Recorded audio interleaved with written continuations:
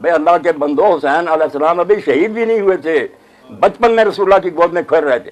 تو میں سنی شیعوں سے کیا لینا، اپنی حدیثیں دیکھو، اپنی کتابیں کھنگالو کہ ام المومن ام سلمہ رضی اللہ تعالیٰ عنہ حجرہ میں گئی، سرکار دو عالم صلی اللہ علیہ وسلم شہزادہ گود میں کھیل رہا تھا، حضور رو رہے تھے، آنسو بہ رہے تھے۔ واقعہ کتنی مدت بعد ہوا، اس وقت رو رہے تھے۔ تم کہتے رونا بند کرو، بھائی رسول اس وقت رویا جب ابھی ہوا بھی نہیں تھا۔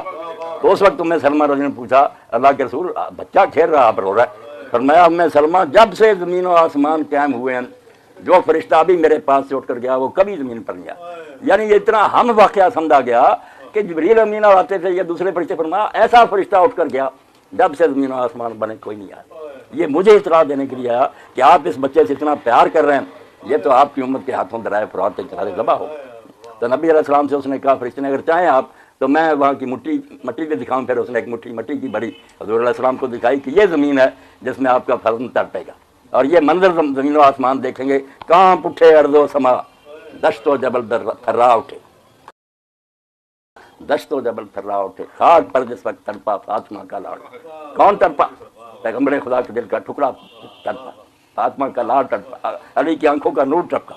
اس لیے علامہ اقبال کہتے ہیں، تم کہتے ہیں یہ قصہ کہانی، لوگ فوت ہوتے رہتے ہیں، قتل بھی ہوتے رہتے، بڑے انبیاء قتل ہوئے، مگر جس طرح یہ واقعہ پیش آیا کہ رسول خدا صلی اللہ علیہ وسلم کا اپنے دل کا ٹکڑا، اور جس کو بچپن میں اللہ کی وحی کے ذریعے بتا دیا گیا کہ شہید ہوگا، راستے میں بے شمار لوگ اب کہتے ہیں وہ واپس کیوں نہیں لوٹے؟ بالکل تاریخ ایمانداری سے پڑھیں، انہیں کوئی مغالطہ نہیں تھا۔ یہ جو کہتے ہیں نا کوفہ والوں نے بلایا وہ مغالطے میں آ گئے، نہیں، وہ کوفیوں کو بھی جانتے تھے کہ یہ کون ہے۔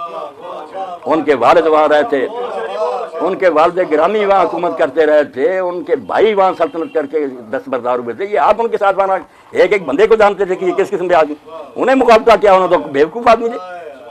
جنت کے جوانوں کے سردار رسول اللہ کا بچہ، غلط فہمی کیا ہونی تھی، وہ سب کچھ جانتے تھے کہ میرا آخر یہ ہوگا۔